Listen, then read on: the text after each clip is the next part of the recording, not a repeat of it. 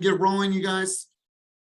All right, guys. Well, happy Monday, July 10th. Good to see you guys. Coming to you excited, coming to you full of passion. And as always, you guys, coming to you full of gratitude. Was able to spend some time with the family this weekend, see some music. There's just been a lot of darkness around our circle in the last week. And so it's just nice to get out and just spend some time and free our minds. And so for all the people on this call, for the people that will see this in the future, I understand that there's going to be some times where it is really, really hard on your family. And so if you ever need anything, I just want to lend an ear, lend a shoulder, lend a hug, lend a conversation. If you're going through it currently, or if you're going through it in the future, just let me know. It's been a really, really challenging week for our family. And so I just wanted to send that light and that love to everybody on this call and everyone that will see this down the road. If you need anybody, I'm here, and your community is always here for support. So you might want to call somebody today, just let them know that you love them, raise them up, put a smile on their face. But I just want to share that sentiment with you, let you guys know that I am super, super grateful to be here. So I'm going to turn the mic over to Mark B. Mark B, you are going to be the person. You're going to bring the troops out on the field today.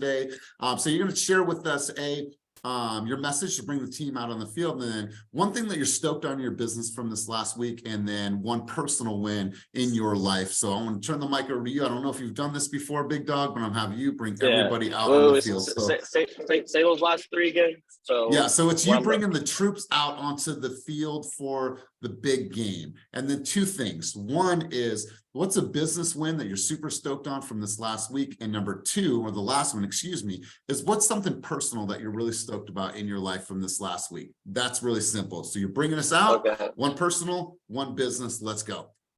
Okay, cool. Well, guys, it's Monday, right? And off the bat, when it comes to Monday, that's what sets you apart from everybody else. It's the first day of the week, so make sure to be having everything right off the bat with your goals, with your targets that you're going to be hitting, and just continue to execute. Personal goal from last week that me and my twin brother did was we did that campaign where we're going to be sending out personalized LinkedIn messages with one of the videos that we created, straight up to tech people that are working from home, and we brought in 2 buyers consultations for today, and that's also the homes that I'm going to be showing this morning. Personal goal is for me that I would say that I accomplished for this past week, or what I have set for this week. For this past week is even though I had a little sickness, it came down with a bad flu all throughout Monday and Tuesday. All I was saying was to myself that I still pushed through, and for an intense accountability meeting, I still pushed through and still hit my numbers. So that's something that I pat myself on the back on. So yeah. I love it. I love it, brother. Well, I appreciate the sentiment, man. And I appreciate you pulling through. There's a couple of people who got sick. There were some challenges, but they were still able to follow through, man. So I really, really appreciate this message. So let's go ahead and get started, you guys. As we start out this call, if you're not clear on what your intention is and what your goals are for this week, my hope is by the end of this call, you are clear on what your intention and what your goals are for this week. It is already Monday at 8:38. You should be clear on this, should be set already. But if not, let's work through that right now together while we're here on this call. So I want to share some thoughts with you guys. I've been diving deep into these books by Jonah Berger, and I don't know if you have, but let me take a quick pause and give me a reaction, any type of reaction on the screen using the emoji button down below. How many of you have picked up any of the Jonah Berger books? Just give me a reaction on the screen, any type of reaction. I don't care if it's a heart. I don't care if it's a thumbs up. All right, cool. Do yourself a favor, spend a little bit of money, get the books, or if you drive and you like to listen to audibles, then grab the audibles. But I'm currently in the middle of the Catalyst book, and we're going to get into that in just a moment. But I want to share some thoughts with you guys. And as I go through these thoughts, I want to set the tone for something else as well. I want to know, nice, I love this column. I want to know right now, what are you doing with your database? What are your best practices? And what is your best follow-up boss flow?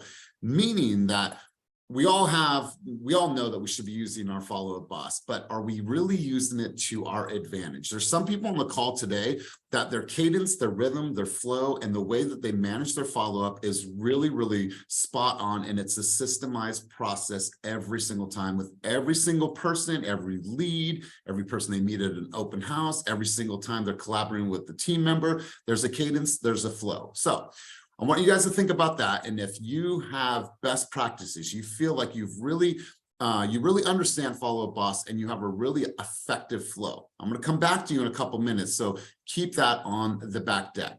I want to ask you guys for a second, how many of you on this call feel like they're utilizing their CRM? I don't care if it's follow-up boss, if it's KV Core, if it's whatever it is. How many of you on this call feel like they're utilizing their follow-up boss or their CRM to their best ability? Give me a thumbs up on the screen. Give me a hands up. Give me some type of emotion if you feel like you are using your CRM to serve you and to serve them at the highest level. Cool. I love, and thank you, Felisa, for the sad face. This is something that is really, really important. I see one thumb up. I don't know if I missed any other hands. So if you're on this call today and you have an effective follow-up game using your CRM, I'm going to come back to you in a couple minutes. But when we roll into the next intensity accountability group, there's going to be an element that we're going to be using our CRM. And there's going to be kind of like what we did for boot camp about 1.5 years ago, but we're really, really going to dive into the best practices, because here's the thing, I don't want anybody to miss. And here's why this conversation is fresh. Somebody texted me the other day, a team member, and they're like, going through and making follow-up calls. And through my follow-up calls, I did my calls, and I realized that I missed $2.5 million of contract. Now, these are people that he called, that he met at an open house, took too long to follow up, put them in a CRM, contacted them, and they got into contract. $2.5 million worth of volume in just the last 30 days. So I want to talk about that in a moment. So if you have some best practices, I want to turn the mic over to you guys, because I don't want you missing out on any opportunities. But let me share some thoughts and let me share some feedback with you from this book, because it's really, really powerful.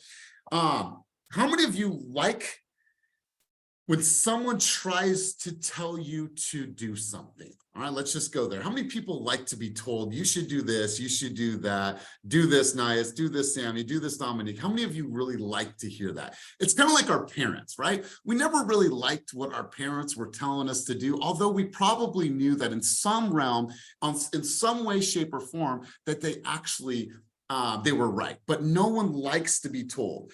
When was the last time you changed your mind because someone told you to, right? Hey, Colin, I need you to change your mind about this. Colin's like, wait a minute, he's going to be resistant until he comes to that decision on his own. I personally stopped drinking a long time ago. It was a problem for me, but if someone would have told me, and if someone did tell me at that time, many times, you should stop drinking, you should stop drinking, it's horrible for your health, and look what you're doing, blah, blah, blah. I didn't hear any of that, none of that, until I had to have that conversation with myself and realize it. So let me share some thoughts with you. So there's a company out there called the Sherpa Prep. Now, the Sherpa Prep is founded by a guy named Nafiz Amin, and hopefully I'm not butchering his name. What they do is they do test preparation for an admissions consulting in DC. And what they do is they run a course. It's called the GMAT, GMAT, and this stands for, Graduate Management Admission Test. And it runs courses from over a decade to help hundreds of students get into the best graduate programs in the country. So they have this great prep program. They help you study. They're a Sherpa through the whole entire thing to help you get into the top schools in the United States of America. Now, in the early days of the program, through all of their data, through all their analytics, through all their studying, and really looking at the program, how effective the program is being with these students, what they found, and I'm going to make a direct correlation to you guys. What they found is that the students were not studying enough. And stay with me for a moment and see if this kind of rings a bell or maybe makes a correlation with real estate and what you guys are doing in your career. Students weren't studying enough. He noticed a disconnect between expectations and the kind of work that the GMAT success would take. So students were aware that, hey, you needed to do an amount of work, but what would they do? They'd go into these sessions saying, you need to study more, you need to practice your math, you need to do this, arithmetic, you need to figure out these formulas, you can't use a calculator in the test. And the more that they told people that you need to study your math more and more and more, what do you think happened with the students? They were resistant. They were resistant. They were resistant. You ever had your coach tell you, hey, you need to prospect more? Please raise your hand if you've ever heard me say that. Have you ever heard me tell you, hey, you probably need to post more on social media? Have I ever told you that before? And so I'm learning some lessons about the way that I communicate and the way that I coach. And so stay with me. So on an average, in order to be successful in the program, students needed to log an average of 200 to 300 hours in a 10-week course period in order for them to see the type of results that they wanted. Now, the type of results meaning get into these top schools, MBA programs, so on and so forth. So what he found is that the more and more he pushed, the more and more resistance he got. And so he just changed everything. And this is why ask, don't tell is so important. Oftentimes as salespeople, as realtors, as professionals in this industry, we are trying to tell people all the reasons why they need to buy a home, all the reasons why they need to sell their home, right? And I know, when we become better at asking the right questions and helping people and ask them, and what are they doing? They're speaking out of their own mouth of why it's still a good time and why it's so good for our family and why we're not going to give up on our dreams and why selling our home and moving to Arizona to be closer with our grandbabies is so important to us. And they've said, now we know that. But how many of you have ever caught resistance trying to tell a friend, a family member, a potential buyer, all the reasons why they should buy a home? Have you ever felt resistance ever? Please raise your hand, give me a reaction on the screen, share with me some type of emotion and engagement. Thank you. It's happened to all of us. So he did something a little bit different. And I like this, and I like this for all of us. And I want this to be a reflection for all of you in regards to your prospecting and how you're approaching your week, how you're approaching the next 30 days. Why are you here? Now, we go back to this all the time, right? Why are you here? And what are your goals? Now, that is easy for us to all understand. And in this case, he said, why are you taking the GMAT? Once again, the Graduate Management Admission Test. What do you think the students said? The students said, get into the top business schools. The students said to go to Harvard Business. Like, that would mean the world to me to be able to go to Harvard Business School. So do you know what it takes to get into a place like that? Well, many of them knew what it took. And here were some of the responses. They would need to get a score of 720, 750. And how did you get to that number? And here's what they said. Well, they looked at the numbers. They looked at the statistics. 250,000 people take the GMAT every single year. The top 20 MBA programs enrollment is around 10,000, way tougher than what they thought. So every single year, there's 250,000 people that are taking that test, and only 10,000 people are accepted. So you get to the score, and the reason why he got to the score with them is he said this. So to get to the score that places you in the top 1 percentile, how many hours a week should you be studying, right? He threw out the 300 numbers over 10 weeks, and then the students started to just triple their number. For example, if I was to ask Sammy, if I was to ask Dominique, if I was to ask Carlos, if I was to ask Ramel, what do you believe it will take for you to be in the top 1% of all realtors in the United States of America? Why did I say this? The Real Trends report just came out. Some of you on this call were in that top 1 percentile of all real estate professionals in the United States of America. So if you were to ask yourself, what do I think, what do I believe it will take for me to hit that 1%? What does that look like for you? When you think about the hours that you're actually spending in your business every single week on income producing activities, what does that look like? How many hours? And here's why this is an important conversation. Not every single person on this call wants to be in the top 1 percentile. Some of you want to sell 10 homes a year, and I want to support that. Some of you want to sell 50 homes a year, and I want to support that. Some of you have ideas of selling $40 million of real estate in your second year of real estate, and I'm here for that. But I want you guys to be clear, if that's your number, whatever that is, I don't want to sit here and draw a map for you and say, hey, take this path. And I'm here to provide ideas, but this has to be something that is internalized and it's something that it is developed on your own. Meaning, if you want to hit a certain amount, what do you believe it's going to take to be able to be a top producer in the Bay Area market, in the Sacramento market, in the Central Valley market? What do you believe it's going to take? Now that you're with that, you understand what that is. Now, how many hours a week should I be spending prospecting for new business opportunities? Ask yourself the question. Right now, in this current week that we're headed into, if you were to open up your calendar right now, we're just do a spot check. How much time is already scheduled in your week for income producing activities, prospecting time? What does that look like for you guys? So instead of me telling you all the things that you need to do to build your calendar, to post on social media, you need to ask yourself, wherever you're going, I want to be 10 deals, 20 deals, 30 deals, 40 deals this year. Be clear with that number. Why do you want to get there? What's going to impact my family? I'll be able to have opportunities. I'll be able to go on that vacation. I'll be able to save money. I'll be able to buy the house, whatever that looks like for you. So how many hours every single week does that equate to for you, right? How many hours does that equate to? Instead of saying that we have this general plan that's going to work for everybody, it's not if it's our plan.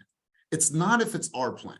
I want this to come from within you guys and understand that, okay, I got to look at this and I got to say, what does my individual plan look like? How many hours am I typically spending on my prospecting every single week, and be clear on that number? I promise you, the more and more I tell you guys you need to prospect, the more and more I tell you you need to create content, what happens is that people resist to that. So what I want you guys to do is I want you to spend a little time this week and really look at the numbers and what you're trying to achieve for the entire year, and really start to write that and be like, okay, knowing that I want to be this person, knowing why I want to be this person, what's it going to take? How many hours a week am I going to spend putting into my prospecting? How much time does that actually look like? And then if I look at my calendar, do those things exist? Right, here it is, Monday morning, 8:51. Do you even know how much time you're going to spend actively going and finding new business this week? I know what my schedule is like this week. I know how I'm spending my time. I know how I'm going to choose my energy. I'm clear already. I was clear last night. So I want the same thing for you. So any questions, any thoughts on this? And I'm going to pause it once again, you guys. Buy yourself this book. This book is the catalyst. And here's why it's important. You're going to learn ways to reframe the conversations that you're having with consumers and do less telling and more asking. We all want the same goal. We want them to purchase a home, or we want them to sell their home. So what I want you to do is I want you to look at the practices in this book and start rolling through them like, how can I correlate that into the way that I'm asking questions to my consumers? I'm going to go to Joellen. Joellen, you're reading this book right now. So I want to ask you, based on the conversation, you've probably saw the section of the book that I'm referring to right now. Joellen, what have been some of your ahas, some of your takeaways, and how are you reformatting the way that you communicate with consumers or your kids? I mean, it's effective for children as well. So let's go to you, Joellen. Let's hear. It's all about choices, giving people choices, not giving them one way to go, but giving them options like the kids. Okay, would you like broccoli tonight or would you like corn? They're going to get their veggies either way. But if I say, okay, here, you have to eat your broccoli. No, I don't want to eat broccoli. Okay, which one would you like? Like, I'm loving this book right now. It's going to help me in my family, my business, my teammates, and not just impose my own, take control. Or to my husband, hey, do you want to go get sushi? No, I don't want sushi because I don't like sushi right now. Okay, do you want sushi or do you want to get pizza? Which one? Oh, let's do pizza. So it mitigates the conflict too, I believe. Yeah, 100%. It's going to allow you to start putting your framework a little bit differently. I think we get really, really comfortable with telling people all the reasons why they need to sell or buy their home. Or you know what really blew my, yeah, it can go that way too. But what really blew my mind is the advertising about like the cigarettes and the food. And, junk food really won't kill you. It just depends. Some people could be thin, some people cannot, but it's just, and like the whole people read this book because this book is like mind blowing. It's really eye opening. I appreciate your contributions on this. I'm gonna mute you really quick. Mabel, I'm gonna mute you as well. So if you haven't got the book, I don't want to spend too much time on it because I don't want everyone to be too lost in the weeds. But the idea here is, the thought is that we need to restructure the way that we're communicating, not only interpersonally with the people that we love and that we interact with on a daily basis, but the way that we're communicating in a business sense. And literally, I just started diving into this book, and I'm always thinking about you guys. I'm thinking about, how does this correlate to you guys? And I wanted to ask you your numbers, and if you can put this in the chat down below. Based on what you want to achieve for this year, I want you to put that unit number or that volume number. How many hours every single week do you feel it's going to take for you to be able to hit those goals that you have set for yourself? So let me pause for a quick moment. I'm going to have you guys light up the chat really quick. Judith, if you can take some of this stuff that we're seeing in the chat, extract it, let's put it on a document, let's share it with other people. But go ahead and put that in there. First off is the goal, whether it's a unit goal or a volume goal, whatever you're reaching for, it's okay. And then secondly, how many hours do you feel that you need to be putting into this game in order for you to achieve that? And when you're looking at your calendar, just starting now, does that reflect? Does that reflect? Like, do you know where you're heading this week? Is it clear where you're heading this week? Or did you wake up, it's Monday morning, like, gosh, I don't know, I got some stuff to do. I got some follow-ups to do. Let's look at this. All right, cool. Mark says 5 to 6 hours every day. So Mark, let's take that to the next level. What's the end goal for the year? So include your goal for the year, you guys, as well as how many hours do you feel it's going to take you to be able to hit that goal every single week, every single day. So Mark, what is the goal for the year? By the end of the year, David and I, my twin brother and I want to hit 20. So right now we have 3. We're still tracking for 17. So we broke that all down. That's going to be at least 5 to 6 properties. So that's why this past month is going to be the ramp up month to close out for the last 5 to 6 months of this year. So it seems far fetched, but David and I believe that we can. You got the power of 2. That's double the work being pushed around. So. Yeah. I love it. I love it. And walk us through those numbers one more time, because I just want you guys to hear the clarity when Mark speaks. Tell us what the goal is, you and your twin, where you guys are heading. One more time. Let's hear this. Yeah. So right now we have 3 on the books. We need to hit 17. Right. So that means breaking down to each month, that's going to have to be 5 to 6 properties within escrow, right? We all know it's 30-day escrow. So this month is going to be the ramp up month to basically break it down for the rest of the year. Beautiful. And when you think about the 5 to 6 hours every day, how did you develop that number? And what are you doing with that 5 to 6 hours every single day? Yeah. So from 9 to 12, I do cold calls on bulk and 7. I'm working the expired listings. And then from 1 to 4, that's when David and I, we go on Instagram, LinkedIn, and Facebook groups, and with group messages, and we do personalized messaging to people. So perfect. Yeah, and then with those numbers, we're always trying to get to 40 to 60 reach outs every day each. So that's just starting up the conversation. That's the hard part. We got to get them engaged in the conversation, turn it over to a buyer's consultation or a listing appointment, and then yeah.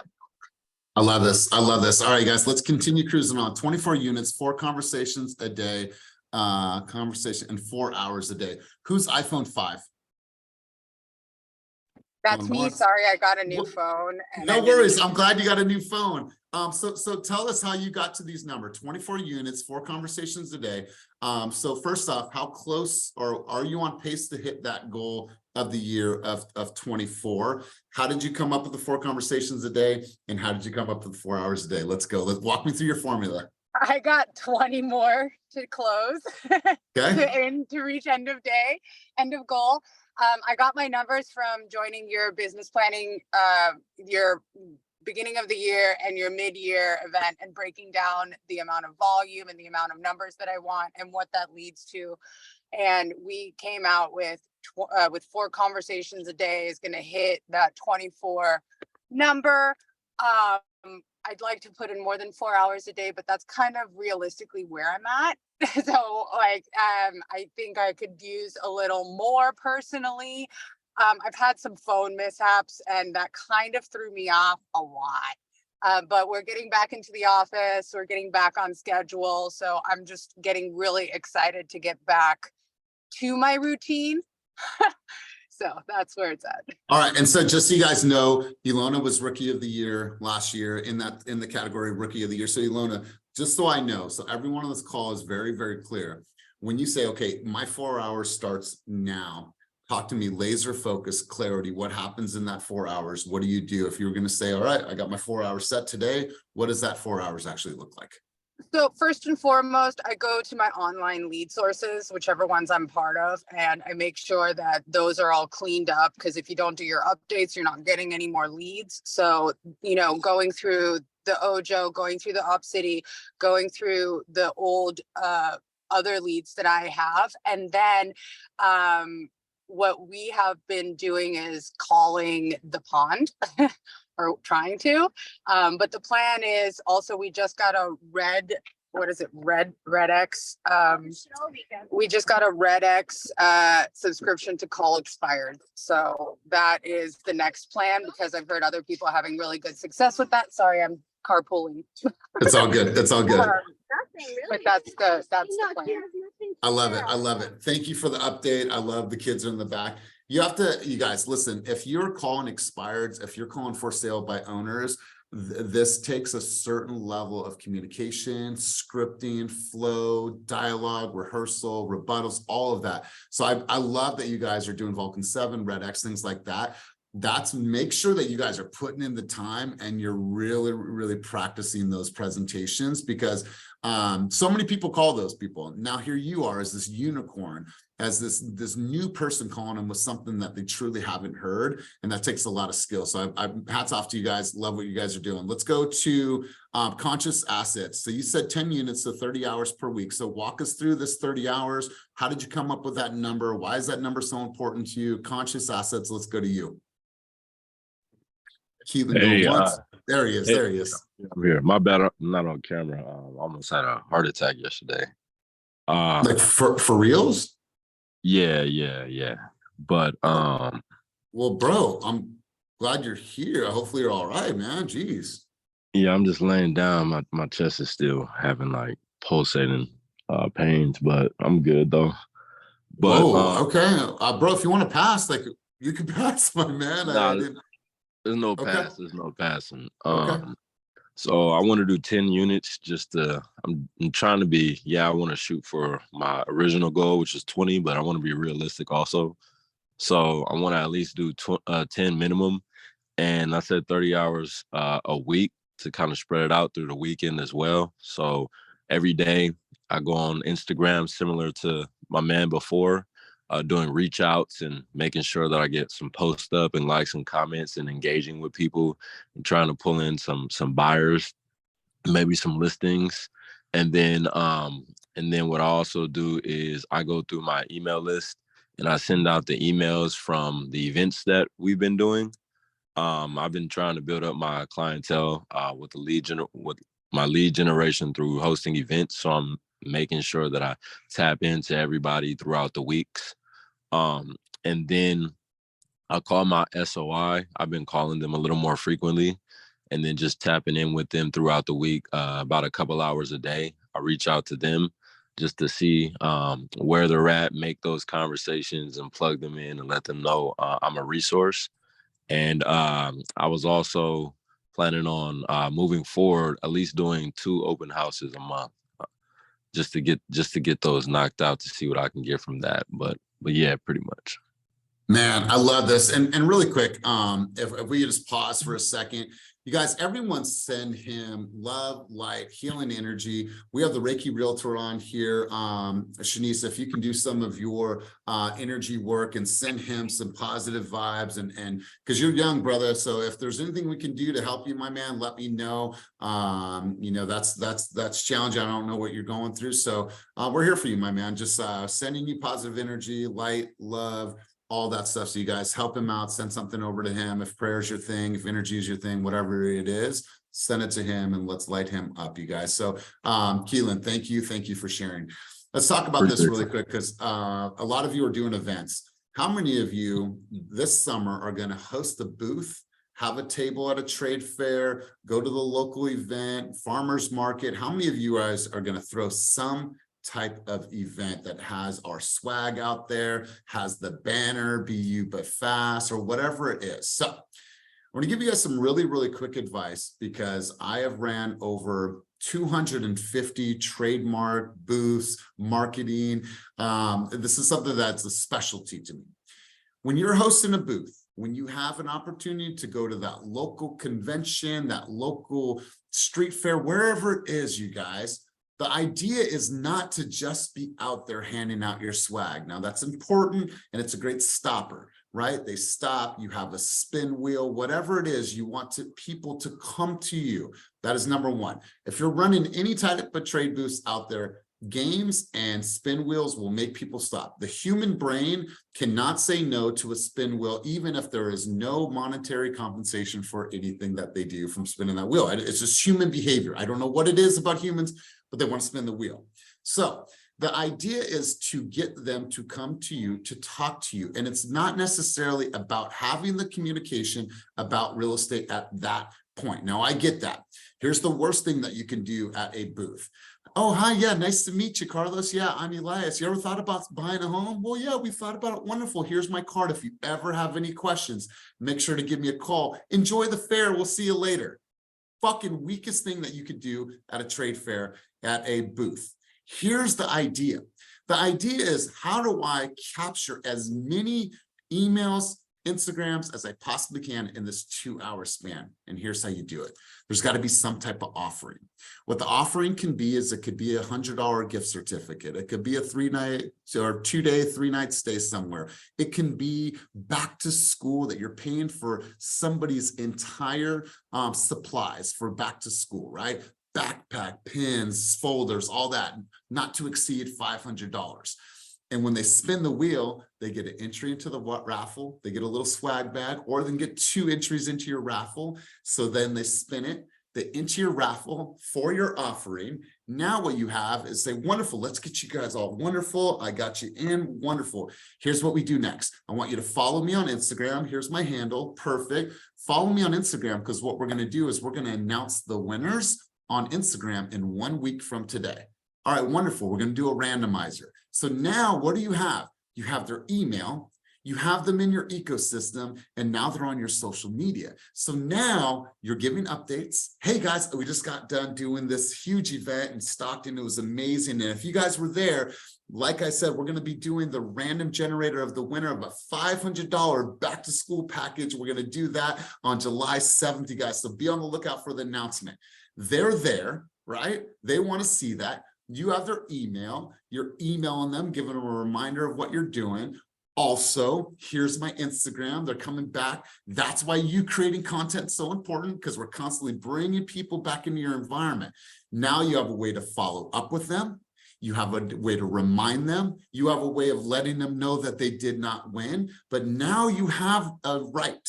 You have a right to market to them, because you, Nias, Sapal, Tahoe, you are known as the person that threw that dope event, or excuse me, had that dope table at that dope event.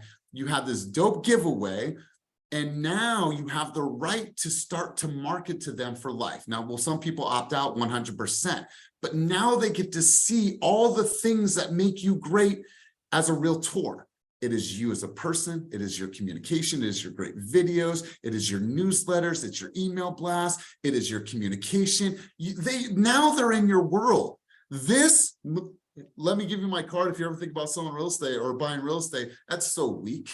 You got to bring them into your world. So if you guys are throwing any type of events, I promise you, follow that cadence. You guys will get leads. You guys will walk there and you'll have like, oh my God, I got so many emails, so much information. Now you start marketing to them. You guys, that's how you're going to capitalize on any booth. Stop setting up booths and giving out stuff. It's cool to have it there. You want to have some type of swag, but don't give out a bunch of stuff without having them give you something. Mama Son, talk about this. Let's hear this.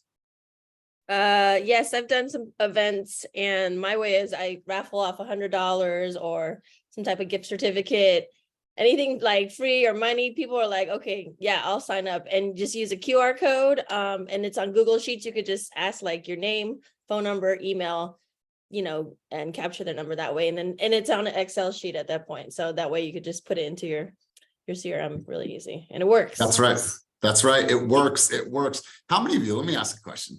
How many of you ever have been walking through a casino, been in a resort town, and somebody says, hey, did you guys go one of these? Yeah, we're having an open house at the new Marriott down the street. It's a 90-minute presentation. You get to learn about the new resort. We're giving you a 3-day, 2-night stay or $100 in gambling at Caesar's Palace. Yeah, tomorrow it's at 11 o'clock or 1 o'clock. Which time you guys want to go? We just take a $20 deposit. I'll get you guys set up right now, and we feed you guys breakfast. Do you guys have any allergies to breakfast? All right, wonderful. It's located right across the street. Like I said, it's 90 minutes. How many people have ever gone on one of those presentations anywhere in the world? I see Jeff shaking his head. I see people. So I know this firsthand because that's the business I was in for 13 years. Did people think that they were going to the presentation to necessarily buy? No, they got something. They got something. A 3-day, 2-night, $100 to go gambling. People love it. So did they agree to be marketed to or to be sold? 100%. They signed up. They know what they're going to. It was a way to get people into your world, you guys. So have some fun with it. Go ahead. And also, and it's a great opportunity to get them to come to the office and do like some video capturing of like handing off the $100 and that too. Because okay. All right. So have you done that part yet? Yeah. $100. They came, of course they're gonna come pick up their money. So when they come to the office, we do a little video in front of the gong, and here's your $100. And like people were like, wow, that's cool. I should have signed up. But yeah. See, social media, capture the video. I love this, you guys. And when you do this randomizer, now you're doing it on Instagram, you're going live. People want to tune in for that. People love when people are winning something. So, and I don't want to stay too long on this, but Keelan's doing events. You guys are setting up booths. Joellen, you had another hand up. And anybody has any thoughts or contributions on the conversation, please feel free to chime in at any time. Go ahead, I was just going to say, take all this information and post it on Nextdoor too, because they like to get involved, and then they DM you with their phone numbers. But I'm doing something really cool on the 14th of July. Our 55 and older active community Toll Brothers is going live, their grand opening, and I've already got people in the neighborhood signed up that I'm going to be caravanning them to the community and signing them up. Nice.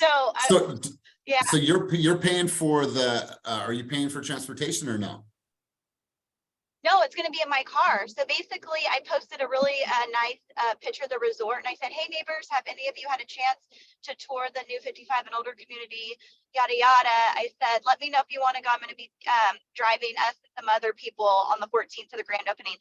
And people started DMing me, I want to go, I want to go. So I have like 4 people right now.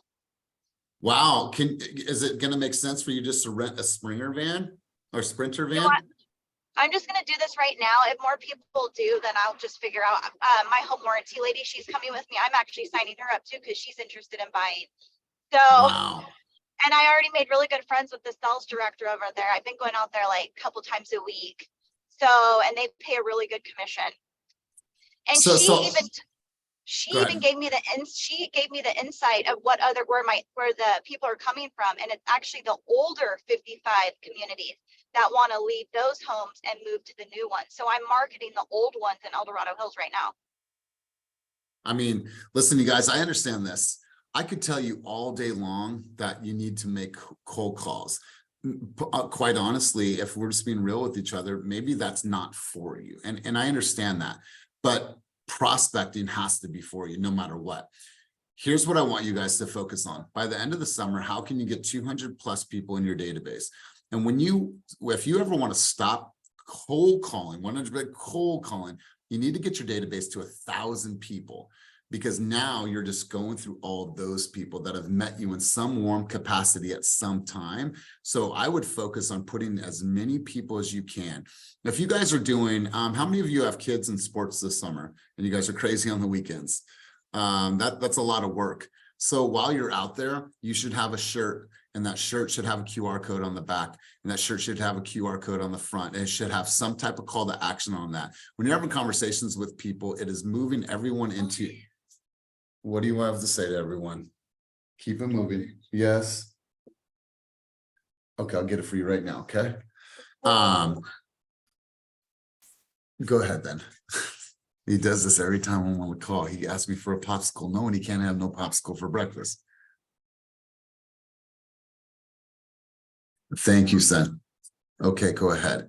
So anyways, make sure that you're building that database and you're putting people in there and you're finding ways to have really solid conversations and you move them into your database. Now, let me ask you guys, wanted to hear from a couple people who right now has a follow-up system, a cadence or a rhythm in their database, excuse me, in their CRM that is really, really working for them, has paid dividends over the years. Does anybody have some really good formulas, processes, let's say nurture campaigns that have been working for them in the recent months, and they can talk to me about any type of results? Anybody have some best practices that they want to share? Anybody else like popsicles? There's the engagement. Okay, cool. All right, so nobody on this call. So let me ask you, if we were to host here at Group Coaching in the coming weeks, just a best practices, how to use your CRM to manage it, to find new opportunities, and to make sure that you're not missing, would you guys come for that? Yeah. Okay, cool. So, and then where's everyone? Let me just wait, because I want to make sure that I have a really good bulk of people that are going to come to this. All right, cool. If you are not managing your leads in a CRM, this isn't your CRM. That's your phone. That's where you make phone calls, text messages, and shoot your content.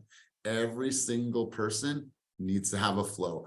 I'm going to ask Vanessa. Vanessa has a really, really good flow with Follow-Up Boss. She's not on the call today, but I want to make sure that I get her on the call to share with us.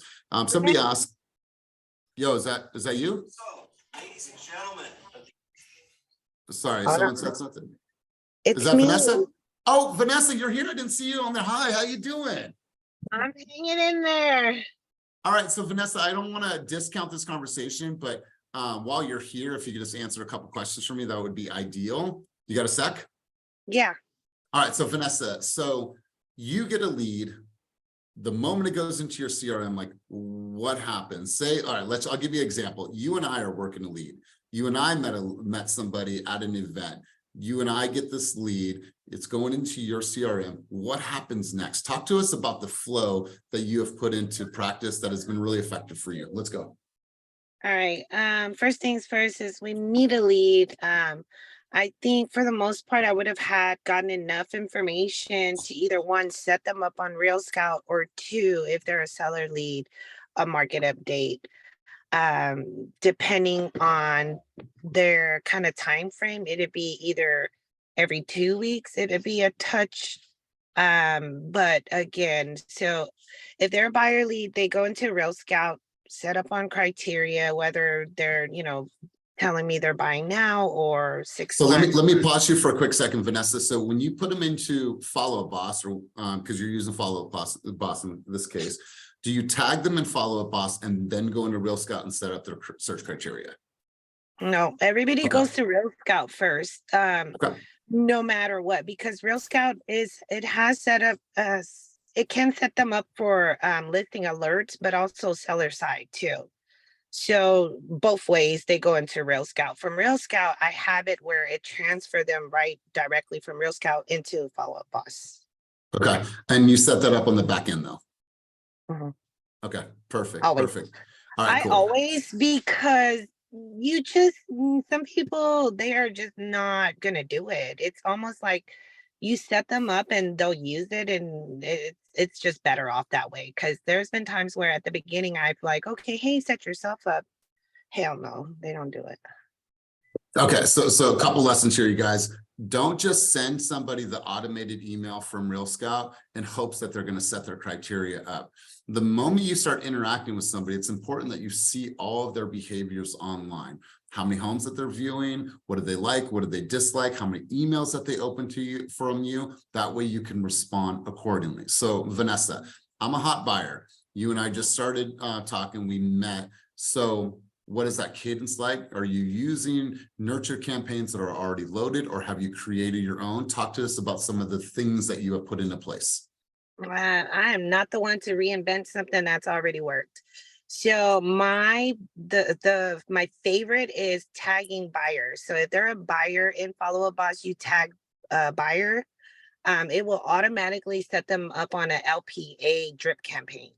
So that one has worked the best for me. I think it's called LPA or LAP. I don't know what it is. It's something that's already pre-existing. Some of the stuff, it is outdated, so I kind of tweaked it a little bit before it gets sent out. But for the most part, it's just basic information for new buyers, because pretty much that's what my niche is new buyers and construction. All right, so if you're gonna set out in your week, and so it's Monday morning, like what's the flow? Do you get into your CRM for an hour? Is it updates? Is it let's see who's looking at homes? Like what's that rhythm and cadence every single, let's just start with today since it's Monday. Yeah, so pretty much I get up and I scroll through Real Scout. So it's not, it used to be like Instagram and, text messages, but now it's more so Real Scout, because now I can kind of get into my consumer's mindset, like, okay, well, who's looking at what this week? Because at the beginning, I didn't have many people. So it's nice because I was able to just, one or two stay on top of everything. But now it's like I have about 10 active buyers.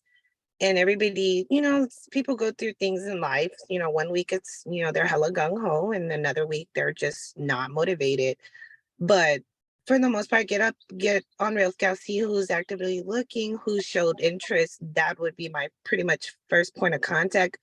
I do have preset, follow-ups prior to the day of. Like, for example, today I've already had it set from either Friday or the weekend. And then, from there, after I check Real Scout, then it's, sending out the follow-ups that was set prior to today, and then, touching points. And for the most part, anybody who showed interest, it's the next conversation is, okay, what's your next availability? Asking for the appointment right away. And so Vanessa, talk us through the numbers. Where are you at production wise right now for pending and closed, and what's your forecast for the next couple of months to end up this quarter? Let's just go through your numbers really quick. Okay, not a big numbers girl, but units. I can definitely talk to you about units. At the beginning, I set a goal for 10. I'm now at 9 closed and 4 pending. By the end of the year, I've reset my goal to be 20 because, you've already forecasted that. But I mean, 20, and I don't know, maybe end of quarter 3, I'd get to reset and recommit. But right now, sticking to the course. And I think for me, what works is you hear a lot of noise out, on social media around our team and just people in general in our industry. But so long as you keep your head down and just remember the race is your own race. It's not against nobody else. Stay focused and shoot. Sometimes you look up and you're like, wow, okay, there's a couple people running with you, and shoot, you're almost there. I mean, I don't know if you can say, somebody say I made it, but definitely got a lot more to go. Listen, you got a lot more to go, but where are you going this week for your very first time? That means the world to you, and also means the world to me. Where are you going for your very first time this week? I get to sit with some cool folks at Top Producer dinner. First time. I love this. Appreciate your contribution. Right. Let's go over to Ilona. Ilona, you had your hand up. Hopefully we have good audio. I know you're driving, but let's go over to you really quick about the conversation about Follow Up Boss. Vanessa, you said that when you tag the buyer, or when you tag your lead as buyer, some automated stuff happens. Is that stuff that you set up, or is that stuff that already is in Follow Up Boss? Because I realized I leave my leads, I don't change that enough in Follow Up Boss, that thing that says leads or attempt to contact or whatever it is that I'm doing with them. And I'm wondering, am I missing out because I didn't actually put them in the buyer section? Is that something that you automated yourself? No, Alona, so it's not, it's something that was already built in the system, and I don't even know how I discovered it, but I do recommend for each one of your leads to change it from the status to met in person, or, writing offers, just because I don't know if that might, but for me, it's always automated that I change whatever, wherever we're at in the journey. And then you tag buyer, it'll automatically, I promise you, if you go change that and then tag buyer, it'll put them into a very unique campaign, but it works. Yeah, look at Ilona. I love her reaction. You guys, so listen, we're going to be diving deep into this because I feel that we can really help you guys improve on your database management. This is something we did a database boot camp a while back, and it was super, super effective. So I think we're going to roll out something like this again. But the idea is you have these tools that allow you to see consumer behaviors. Now, based off of consumer behaviors, you're able to follow up accordingly, that it's never going into the conversation blind. Hey, Jeff, I noticed that you just looked at 123 Main Street. One of my colleagues just listed 126 and 127. So I'm setting up my tours for today and tomorrow. What time do you guys want to see those houses, and which one would you want to start at first? Well, you're speaking directly to the part of the brain that is actively looking at homes. That's why this approach will always work until the end of time, because it speaks right to the part of the brain that is already looking at homes. It's the reticular activating system. Really quick, let's go to Jeff, and then we'll start wrapping up on the conversation. Yeah, and what I said in there was that, like, you can also turn it into content, but also a digital tour for them. So I do this with one client in particular so often. Sometimes he remembers me, sometimes he doesn't. Most times he does, but I always be like, yeah, you looked at those houses on Real Scout. And then he's like, oh, yeah. So yesterday, making my calls on Sunday, because I'm like, all right, weekends more likely to answer the phone. He answered. Hey, I noticed you looked at this house on Real Scout. Yeah, my wife's in the hospital right now, but we're definitely still looking to go and basically buy a house. Cool. Hey, more blessings to your wife. Take care of your family. What I'm going to do for you is I'm going to go out and I'm going to do a digital tour for you. And then I'm going to go ahead and put it together and send it over to you. So today he's getting the digital tour. I cut it up through CapCut, and it becomes a digital tour, but I keep top of mind. Plus, I'm going to put it out there as digital content. Hey, look at this home in Oakley for this. So you can use it in multiple ways. But I also think that follow-up boss training will be dope, because I know that it's a little different when you're on a team compared to when you're an individual. So that would be dope to get like an intricate detail of how to put it through. You said something right now, and we'll spend more time on this in another conversation, but mindshare. When you think about mindshare, obviously market share is the amount of homes that you've sold in a particular area, but mindshare can go way further than that. And here's what I mean by that. The more content that you're creating, the more that they're seeing emails for you, the more that they're in your newsletter, the more that they're seeing your dope videos, the more that they're seeing your stories. Now you occupy mind share with these people. So when they're thinking about real estate, oh, Andrea, oh, Colin, oh, Vanessa, you want to occupy their mind, right? When they think real estate, one of the first things that comes in their mind is you. And why? This is why I don't want to preach the social media, but it's so important for you guys to be able to have a way for you to gain more and more mind share. Think about what Joe Allen does on Nextdoor.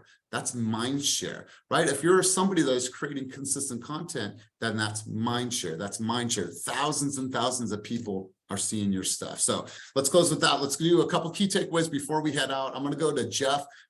Jeff, really quick, Jeff G. Any takeaways from today? And I appreciate you being here once again, buddy. And hopefully you guys can take the mic on Wednesday and share a little bit about the market. But Jeff, any takeaways from your vantage point?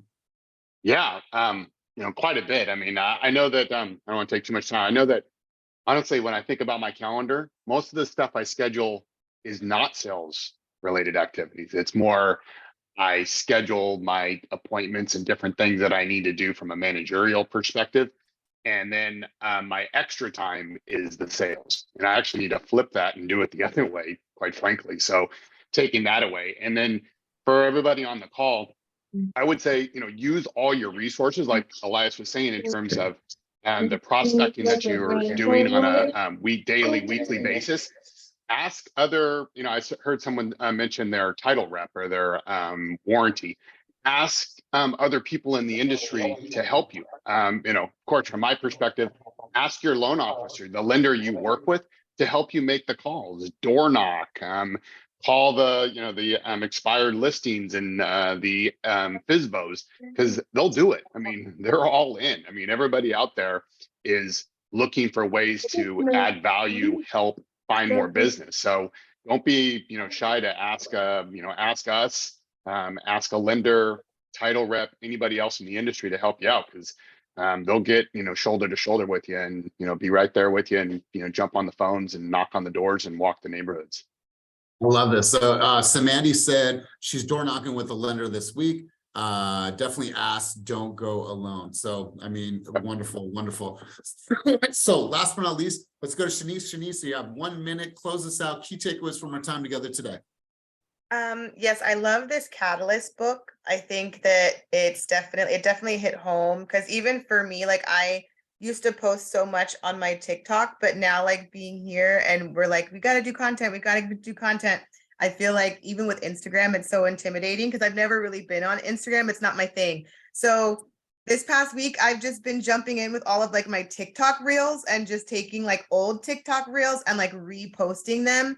And then like also kind of bouncing off like Dominique, she has such like great content, and like looking at your guys' content, even you, Elias, like I've been looking at yours also just to kind of get some ideas. So kind of looking at different choices and not being so in my brain. Just like Joellen said, like, do you want broccoli or do you want corn? Like having like the different options, it's very like true, just because it gives you those choices. And so I think that that's awesome. Yes, the Catalyst, I think definitely going to get that.